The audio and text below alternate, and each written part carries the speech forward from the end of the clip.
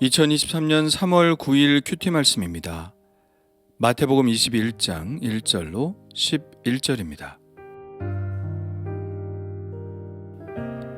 그들이 예루살렘에 가까이 가서 감람산 벳박에 이르렀을 때에 예수께서 두 제자를 보내시며 이르시되 너희는 맞은편 마을로 가라. 그리하면 곧 매인 나귀와 나귀 새끼가 함께 있는 것을 보리니 풀어 내게로 끌고 오라. 만일 누가 무슨 말을 하거든 주가 쓰시겠다 하라.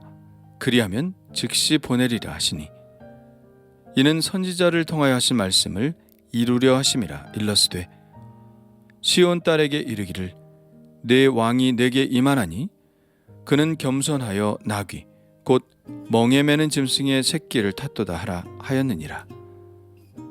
제자들이 가서 예수께서 명하신 대로 하여 나귀와 나귀 새끼를 끌고 와서 자기들의 겉옷을 그 위에 얹음에 예수께서 그 위에 타시니 무리의 대다수는 그들의 겉옷을 길에 펴고 다른 이들은 나뭇가지를 베어 길에 펴고 앞에서 가고 뒤에서 따르는 무리가 소리 높여 이르되 호산나 다윗의 자손이여 찬송하리로다.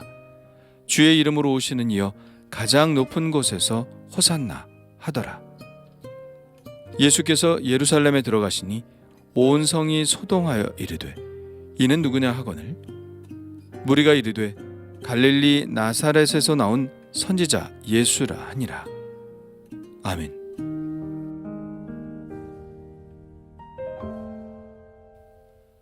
오늘 말씀은 예수님이 나귀를 타고 예루살렘에 입성하시는 장면을 보여주고 있습니다.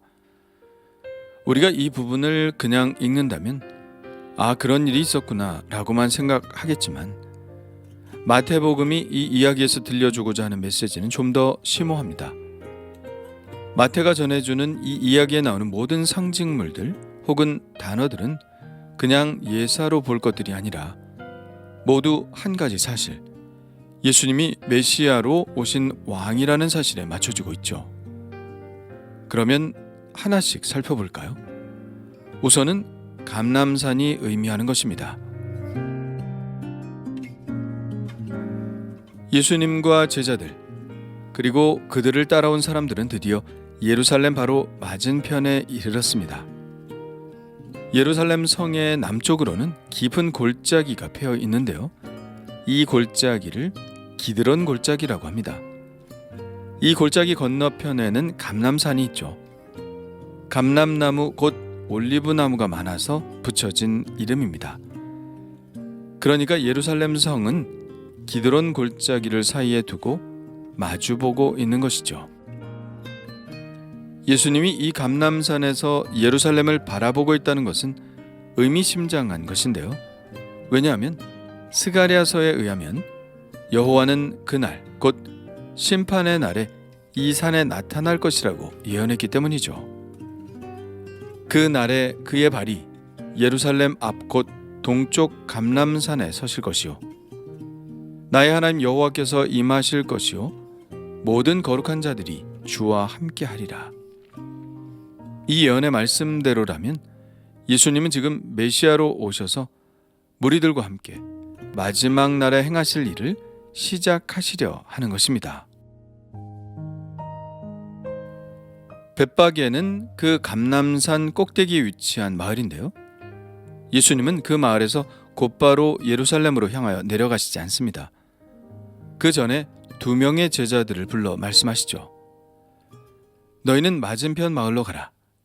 그리하면 곧 매인 나귀와 나귀 새끼가 함께 있는 것을 보리니 풀어 내게 끌고 오라. 맞은편 마을이란 아마도 벳박에 속한 좀 떨어진 마을일 것입니다. 그리고 만일 누가 무슨 말을 하거든 주가 쓰시겠다고 말하라고 합니다. 그러면 즉시 보낼 것이라고요. 예수님은 이 일이 매우 자연스럽게 이루어질 것이라는 사실을 알고 계셨습니다. 왜냐하면 이미 구약성경에 예언된 말씀이거든요. 4절과 5절에 그 예언된 말씀을 소개하고 있는데요. 이는 선지자를 통하여 하신 말씀을 이루려 하심이라. 일러스되 시온 딸에게 이르기를 내 왕이 내게 임하나니 그는 겸손하여 나귀 곧 멍에 매는 짐승의 새끼를 탔도다 하라 하였느니라. 이 예언은 스가랴의 예언입니다. 이렇게 예언하고 있죠.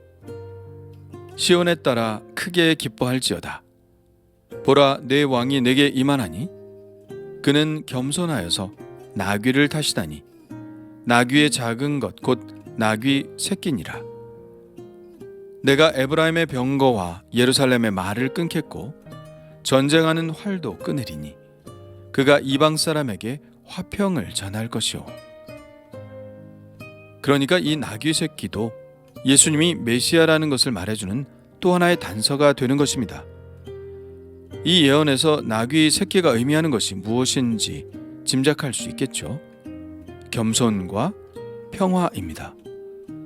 보통 왕은 말을 타는 것이 상식인데요. 나귀를 탔습니다. 그것도 나귀의 새끼입니다. 왕은 왕인데 겸손의 왕이라는 것을 표현한 것이죠. 그리고 평화를 의미한다는 것은 10절과의 비교를 통해서 알 수 있죠. 10절에는 병거와 말이 나옵니다. 전쟁하는 활도 나오죠. 이것은 정복자로서의 왕을 상징하는 단어들입니다. 그러나 예수님이 타신 것은 병거와 말이 아니라 나귀 새끼입니다. 이것은 앞으로 오실 메시아는 싸울 의도가 전혀 없다는 것을 의미합니다. 정복자의 모습으로 오시는 것이 아니라 모든 사람에게, 특히 이방 모든 민족들에게도 화평을 전하는 자로 오실 것이라는 예언입니다. 예수님이 우리에게 오셔서 보여주신 모습을 그대로 예언하고 있음을 알 수 있죠.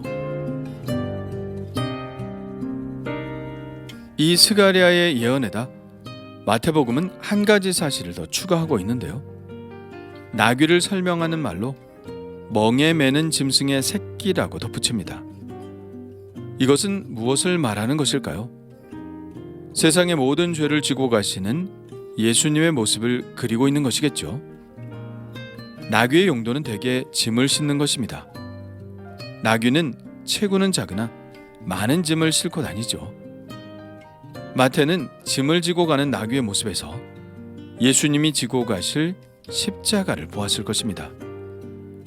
예수님이 지금은 나귀를 타시지만 결국 예수님은 우리를 위한 나귀가 되어 우리의 죄의 짐을 지시고 형벌의 장소인 예루살렘으로 가신다는 것을 의미하는 것이죠. 제자들은 예수님이 말씀하신 대로 가서 나귀와 나귀 새끼를 끌고 옵니다. 나귀의 등 위에 안장 대용으로 자신들의 겉옷을 얹어놓죠. 그리고 예수님은 그 위에 타십니다. 이제 예수님의 예루살렘 입성이 시작될 판입니다. 예수님이 나귀를 타시자 사람들은 뭔가 시작되는 것 같다는 느낌을 받았을 것입니다. 예수님이 예루살렘에 들어가셔서 큰 사건을 일으키실 것이라는 기대도 갖게 되었죠. 그들의 이런 기대감은 그들이 취한 행동이 말해주고 있습니다. 무리의 대다수는 제자들과 같이 그들의 겉옷을 벗어서 길에 폈습니다. 그리고 다른 이들은 나뭇가지를 베어 길에 폈죠. 이 나뭇가지는 종려나뭇가지죠. 그러면서 이렇게 찬양합니다. 호산나 다윗의 자손이여 찬송하리로다. 주의 이름으로 오시는 이여 가장 높은 곳에서 호산나. 그들이 예수님을 어떻게 부르고 있나요? 다윗의 자손이라고 부르고 있습니다. 다윗의 자손은 물어볼 필요도 없이 구약 성경에 예언된 장차 오실 메시아를 의미하는 것이죠. 마태복음 1장을 시작할 때 마태복음의 목적은 바로 예수님이 구약 성경에 예언된 메시아임을 이야기하는 것이라고 했습니다. 마태복음 1장 1절이 아브라함과 다윗의 자손 예수 그리스도의 계보라 라는 말로 시작하는 것이 바로 그 목적을 의미하는 것이죠. 마태복음에는 간간히 예수님을 향한 이 고백이 행해지는 것을 소개하고 있는데요. 마태복음 12장에서는 눈 멀고 말 못하는 사람을 고쳐주셨을 때 사람들이 놀라 이는 다윗의 자손이 아니냐라고 했죠. 예루살렘으로 오시기 바로 직전에 여리고에서 만난 맹인 두 사람은 예수님께 주여 우리를 불쌍히 여기소서 다윗의 자손이여 라고 부르짖었습니다. 그리고 이제는 수많은 무리들이 대놓고 이 고백을 하고 있는 것입니다. 그들은 이미 예수님을 장차 오실 것이라 예언된 메시아로 받아들이고 있는 것이죠. 그렇다면 그들이 손에 들고 흔든 종려나무가지는 무엇을 의미하는 것일까요? 종려나무가지는 승리자를 맞이할 때 그에게 영광 돌리는 사람들이 쓰는 것입니다. 개신교에서는 쓰지 않지만 유대인들이 성경으로 여기고 있고 카톨릭 공동번역 성경에도 포함되어 있는 마카비 상이라는 책에 보면 유다 마카비가 셀류쿠스 왕조로부터 예루살렘을 탈환하여 예루살렘에 입성할 때 장면을 이렇게 묘사하고 있습니다. 171년 2월 23일에 유다인들은 종려나무가지를 흔들며 환호 소리도 드높게 비파와 꽹과리와 검은고 소리에 맞춰 찬미와 노래를 부르면서 요새 안으로 들어왔다. 민족의 큰 적이 참패를 당하고 이스라엘 땅 밖으로 쫓겨난 것을 축하하는 것이었다. 이때 예루살렘 사람들은 셀류쿠스를 물리친 유다 마카비를 이스라엘의 새로운 왕으로 삼죠. 지금 예수님이 입성하실 때 종려나무가지를 흔들고 있는 예루살렘 사람들은 아마도 그때 일을 생각하고 있음에 틀림이 없습니다. 이 일을 겪은 지 200년도 채 되지 않은 상태이고 더군다나 유다인들은 이때를 생각하며 매년 수전절을 지키고 있었거든요. 그러므로 그들이 종려나무가지를 흔들며 나귀새끼 밑에 깔았다는 것은 예수님을 로마의 지배로부터 벗어나게 해줄 새로운 유다 마카비로 생각하고 있다는 말입니다. 그러나 그들의 생각과는 상관없이 마태복음이 우리에게 전하고 있는 메시지는 분명하죠. 예수님은 로마로부터 벗어나게 해주실 왕이 아니라 모든 인류의 근본적인 딜레마인 죄로부터 벗어나게 해주실 승리의 왕이라는 사실입니다. 그리고 또한 그들이 부른 찬양에는 어떤 의미가 있을까요? 여기서 호산나라는 뜻은 도와주소서라는 뜻입니다. 도와달라는 말은 구원해달라는 말이죠. 이 찬양은 시편 118편에 나오는 메시아 시편에서 따온 것인데요. 이렇게 나와 있습니다. 여호와여 구하옵나니 이제 구원하소서. 여호와여 우리가 구하옵나니 이제 형통하게 하소서. 여호와의 이름으로 오는 자가 복이 있으며 우리가 여호와의 집에서 너희를 축복하였도다. 예수님을 자신들을 구원할 구원자로 맞아들이고 있음을 알 수 있습니다. 그들이 바라는 구원이 어떤 식의 구원인지는 알 수 없으나 그들이 호산나 찬양하는 것은 예수님이 하실 일에 대해서 정확히 예언하는 찬양인 것이죠. 예수님은 바로 우리를 구원할 구원자로 오신 분이기 때문입니다. 그렇게 예수님께서 예루살렘에 입성하시자 온 성이 소동합니다. 온 성이 소동한다는 표현도 예사 표현은 아닙니다. 앞서 2장 3절에도 이와 같은 표현이 있었죠. 헤롯 왕과 온 예루살렘이 듣고 소동한지라 라고 적고 있습니다. 동방 박사들이 유대인의 왕으로 나신 이가 어디 계시냐? 우리가 동방에서 그의 별을 보고 그에게 경배하러 왔노라 라고 찾고 다니자 온 예루살렘이 소동한 것이죠. 누가 왕으로 나셨느냐 하는 것입니다. 그때 아기로 오신 예수님이 이제는 당신의 가장 중요한 일을 수행하시기 위해 예루살렘으로 입성하고 계신 것이죠. 예루살렘 성이 소동할 수밖에 없겠죠. 예수님은 이렇게 겸손하게 오셨습니다.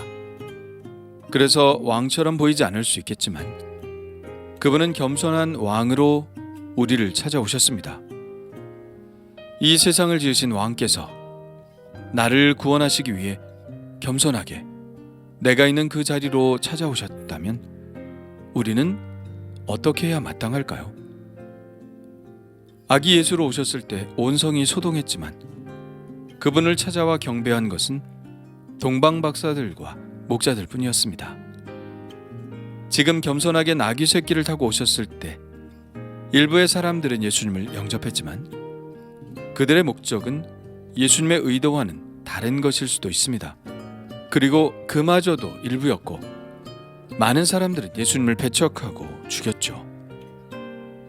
예수님이 오셨을 때 온 성이 소동하기는 했지만 예수님과 함께 고난을 받고자 끝까지 주님을 따라간 사람들은 극히 적었습니다. 소동하기보다 그분을 경배하기 원합니다. 소동하기보다 그분과 함께 끝까지 십자가의 길을 가기를 원합니다. 겸손히, 더 겸손히 주님의 발 앞에 엎드리기를 원합니다.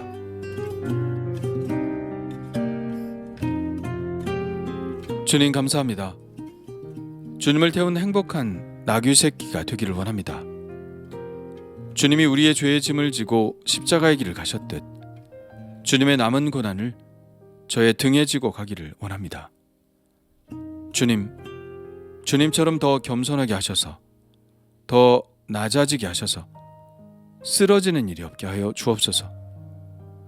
주님께서 끝까지 골고다 언덕길을 올라가셨듯 저도 주님과 함께 이 언덕길을 가게 하여 주옵소서. 예수님의 이름으로 기도합니다. 아멘.